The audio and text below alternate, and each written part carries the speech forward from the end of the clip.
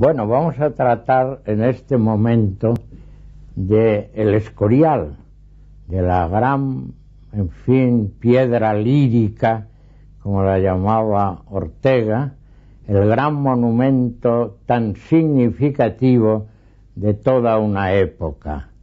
Para mí, el monasterio del Escorial ha sido siempre un monumento que me ha sugestionado profundamente, que me ha hecho pensar, que me ha hecho meditar y que sigo también dando vueltas a su arquitectura. Como todos los monumentos de relevante importancia, y no cabe duda que el Escorial es uno de ellos en grado sumo, entrañan o encierran, diríamos mejor, muchas incógnitas. Es decir, por más que se ha estudiado, por más que se ha documentado, por más que se han hecho libros, tratados, cursos, conferencias en torno al Escorial, hay muchos aspectos que quedan oscuros o que quedan pendientes de interpretaciones, y caben, naturalmente, interpretaciones muy diversas. Como digo, para mí el Escorial ha sido una piedra de toque que me ha hecho pensar mucho sobre la arquitectura de ese monumento y de lo que con ese monumento se relaciona.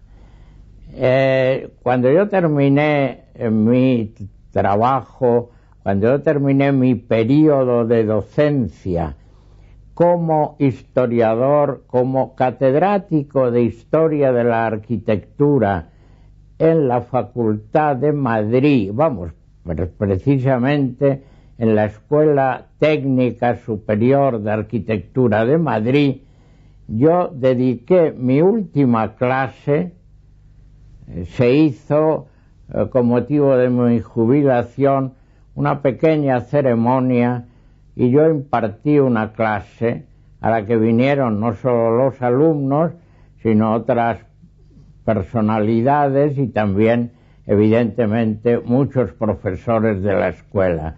Y yo tomé como tema principal el monasterio del Escorial, una interpretación del monasterio del Escorial y al mismo tiempo una morfogénesis del monumento y de su desarrollo. Sin duda alguna, y eso no es inventar nada ni descubrir nada, sin duda alguna el monasterio del Escorial es una obra en la que participan no solo los arquitectos, sino sobre todo y fundamentalmente el rey y fundador, es decir, Felipe II.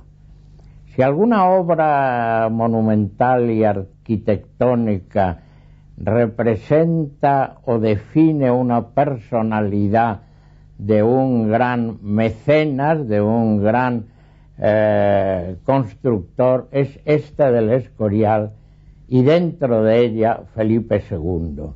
Yo muchos estudios que he hecho sobre el Escorial los he reunido en un libro publicado hace algunos años que se titula Piedra Profética, el Escorial, piedra profética, porque considero que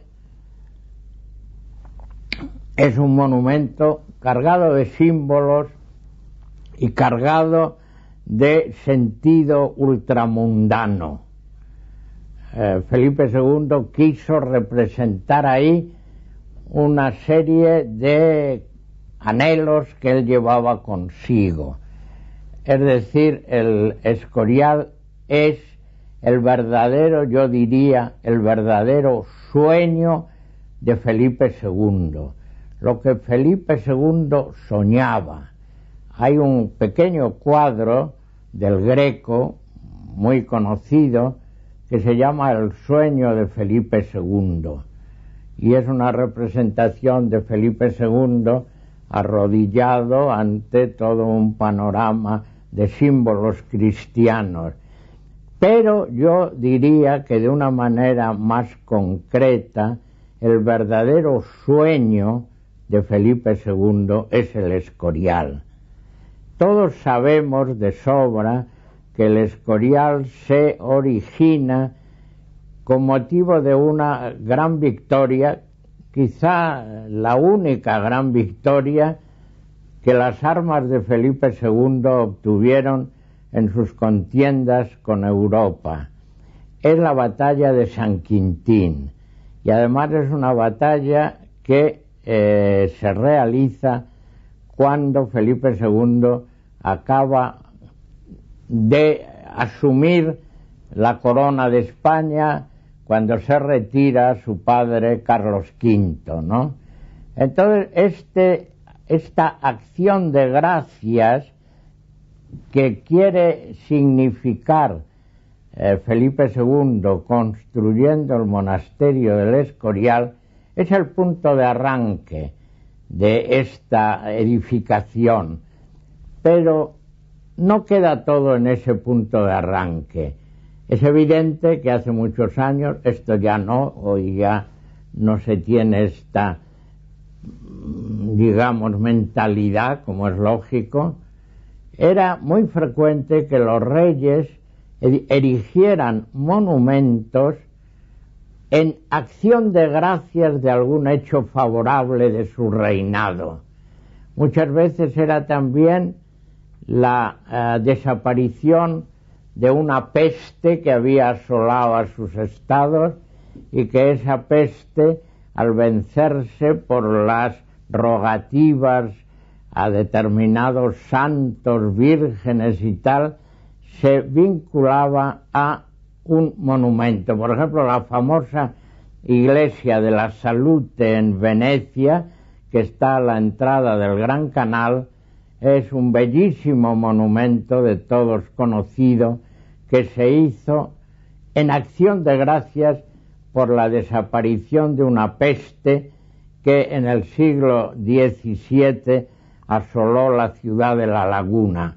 Pues de la misma manera, pero en este caso por otro motivo, por una victoria militar, se construye el monasterio del Escorial.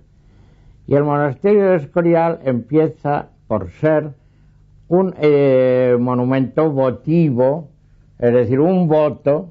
Felipe II parece ser que cuando está en lo más arduo y fragoso de la batalla, a la que él no asistió, por supuesto, pero en sus tropas mandadas por el condestable de Borbón, cuando se produce ese momento que hay siempre incierto, inquieto y dudoso en una gran contienda militar, el rey prometió a San Lorenzo que en caso de triunfar de las armas de Francia, pues construiría para San Lorenzo un gran templo. ¿Y por qué para San Lorenzo? Pues porque en la batalla de San Quintín, en Francia, en una localidad del norte de Francia, más al norte de París, en la ciudad de San Quintín, en cuyo campo se realiza esta contienda, había una iglesia modesta dedicada a San Lorenzo. Y con motivo de esta guerra, esta iglesia se destruye o se menoscaba en gran medida. Y entonces el rey dice, en virtud de que yo he tenido muy a mi pesar que destruir esta pequeña iglesia de San Lorenzo, yo voy a construir en España, en honor a este santo, una mucho más monumental e importante. Bueno, además se da el caso, como ustedes saben, que San Lorenzo es un santo español, un santo que vivió gran parte, murió en Roma y fue martirizado con la terrible, en fin, y dramática situación de morir abrasado en una parrilla. De ahí la famosa parrilla que algunos dicen que simboliza el propio Escorial. Bueno, San Lorenzo es uno de los protomártires de la Iglesia, diácono, y nació en Huesca. Por lo tanto, es un salto español, aunque viviera y muriera en Roma. Entonces, dado que primero él ha destruido una iglesita de San Lorenzo, y dado luego que este es un importante santo español, a él está dedicado el monasterio, y se llama, como es bien sabido, Monasterio de San Lorenzo del Escorial. Y al santo a quien está dedicado el templo es precisamente a San Lorenzo. En el altar mayor, en el gran retablo que culmina la perspectiva de la iglesia, la figura central, pintada por un pintor del siglo XVI, es San Lorenzo en la parrilla. Bueno, ese es el primer punto que podríamos decir que genera o que da la circunstancia de iniciar este monasterio. Pero además se mezclaban otra serie de cosas, intervenían otra serie de factores. Uno de ellos, importantísimo, era la problemática que representaba el crear un panteón real.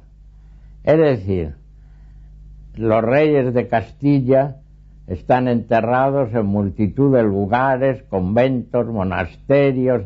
Los últimos reyes, los reyes católicos, es decir, bisabuelos de Felipe II, los reyes católicos están enterrados en Granada, en la Capilla Real junto a la Catedral de Granada.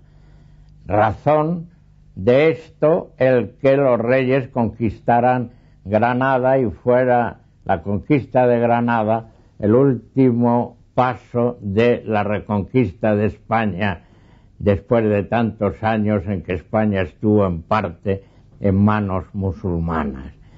Después muere Carlos V, naturalmente, y entonces a Felipe II se le plantea un problema: ¿dónde enterrar a su padre?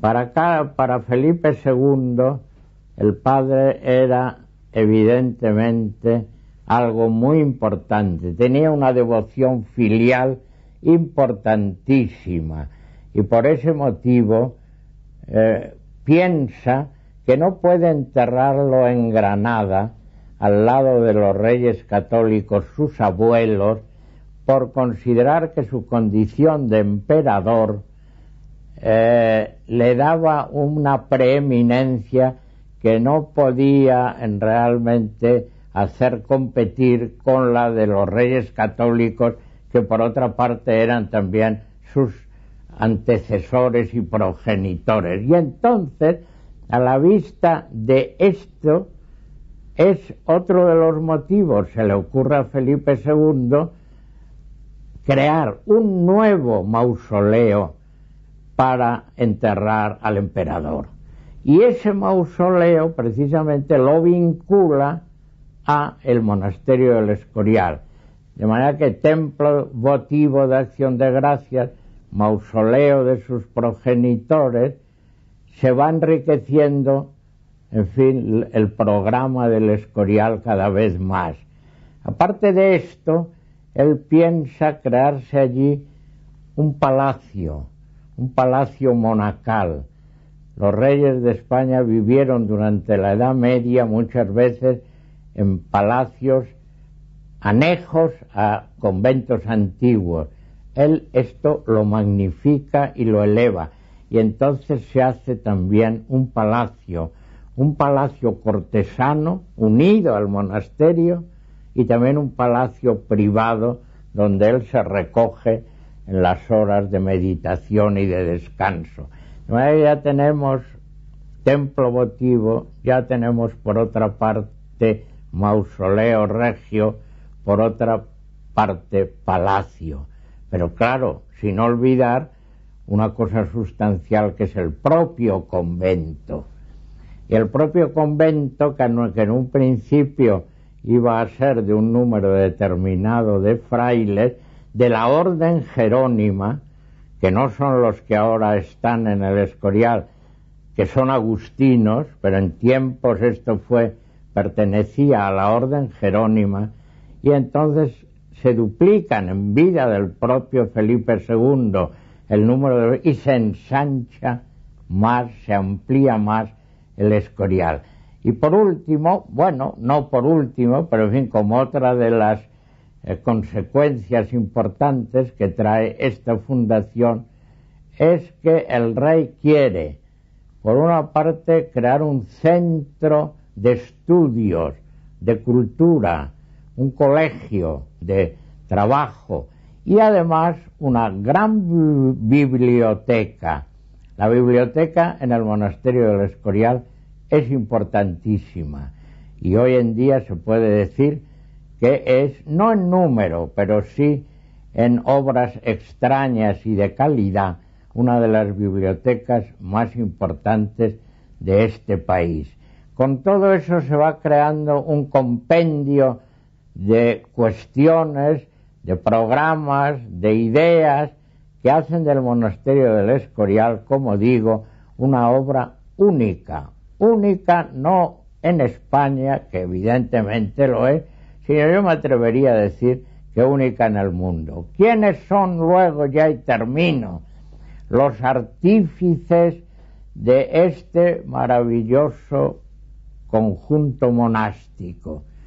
Pues fundamentalmente dos arquitectos, Juan Bautista de Toledo, de cuya vida sabemos muy poco, porque vivió casi siempre en Italia y fundamentalmente en Nápoles, y por, en fin, consejo de personas del círculo de Felipe II, por consejo de estas personas, Felipe II lo mandó llamar a España para que se hiciera cargo de esta obra.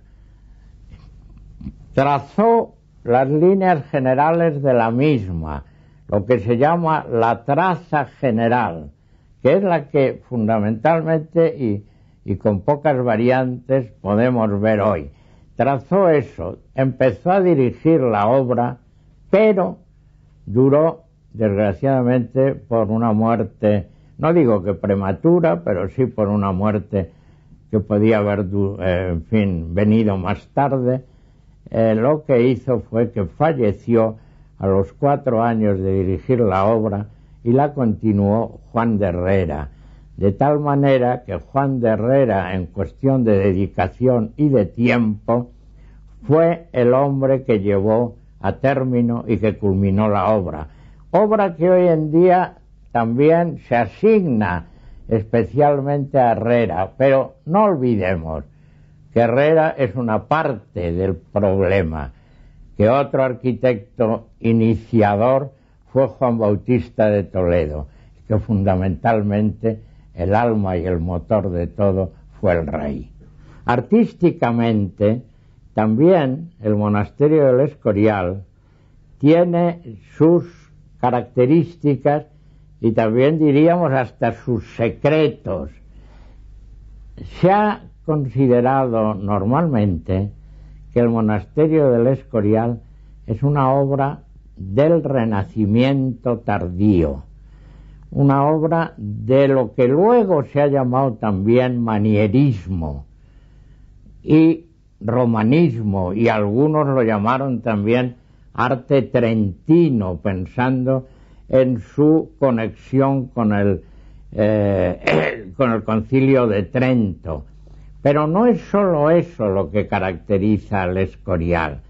El Escorial evidentemente tiene un substrato importante de Renacimiento y concretamente muchas aportaciones que vienen del Renacimiento italiano, puesto que no solamente Italia era entonces un país muy influyente en materia de arte, sino porque además vinieron al Escorial artistas, arquitectos, pintores, escultores y mucha gente de Italia que fueron poniendo también su granito de arena en la obra. Pero luego no solamente es el Renacimiento italiano el que influye, sino que influye la propia concepción del monasterio, los materiales con que está hecho.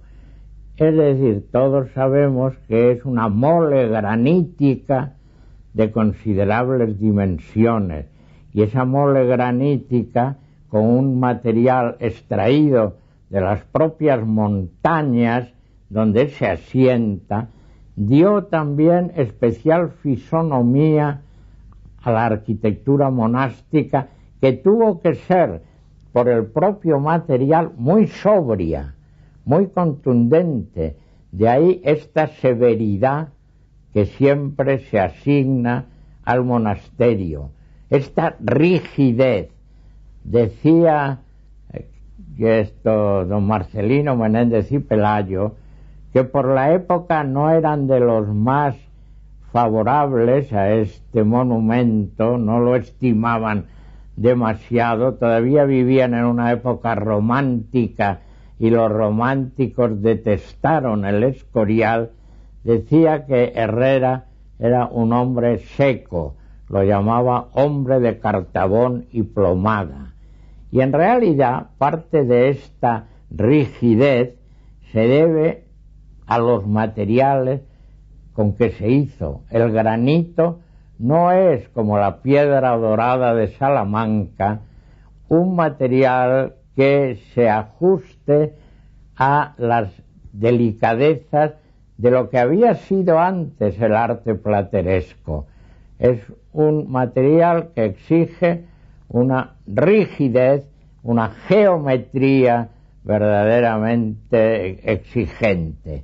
Y luego hay otra cosa que la gente también olvida a veces, que es que el Escorial tiene artísticamente una influencia muy considerable del arte de Flandes, de la arquitectura flamenca, es decir, de los Países Bajos.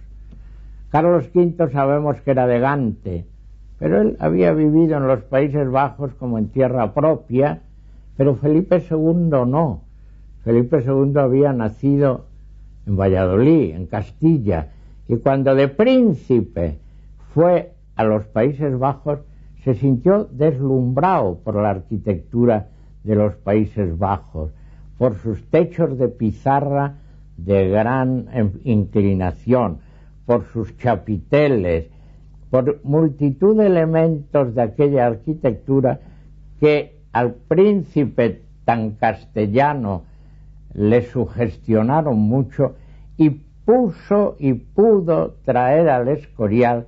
Y entonces ese Escorial que todos vemos constantemente, con sus chapiteles, con sus flechas, con sus cubiertas de pizarra negra, todo eso es debido a la influencia de Flandes, que la trae Felipe II, porque en sus viajes a esos estados, que entonces eran también estados suyos, estados de su patrimonio real, esos estados que no conocía le emocionaron, y quiso y trajo obreros, pizarristas, constructores, para poder traer al Escorial aquello que había visto y admirado excepcionalmente en los estados del norte.